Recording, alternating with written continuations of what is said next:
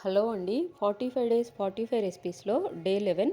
ఈరోజు రెసిపీ వచ్చి ఎన్నో ఆరోగ్య ప్రయోజనాలు అంటే కార్బోహైడ్రేట్సు, ఖనిజాలు, పోషకాలు ఎక్కువగా ఉన్నటువంటి అటుకులతో రెసిపీ తయారు చేసి చూయించాను. ఇది మన ప్రాచీన కాలం నుంచి వస్తున్నటువంటి స్నాక్ ఐటెమ్ అనమాట. మేబీ ఇదే ఫస్ట్ కూడా అయ్యుండొచ్చు.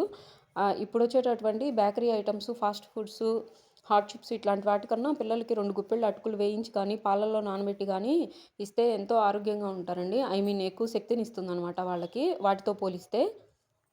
దీనికోసం గట్టి అటుకులు తీసుకొని 2 నిమిషాలు నీళ్ళల్లో నానబెట్టి, ఆ నీరు మొత్తం పొయ్యేదాకా పిండి పొడి పొడిగా అటుకులను చేసుకోవాలండి. తర్వాత అన్ని రకాల కూరగాయలని కట్ చేసుకొని ఉంచి, వేరుశనక్కాయ పప్పులు, జీడిపప్పులు, తాలింపు గింజలు వేగిన తర్వాత కూరగాయలు వేసేసి వేగిన తర్వాత కొంచెం కారం వేసుకోండి ఉప్పుతో పాటు. కారం వద్దు అనుకుంటే స్కిప్ చేయొచ్చు.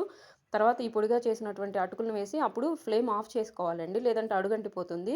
తర్వాత నిమ్మకాయ పిండి తినడమే చాలా బావుండిద్ది.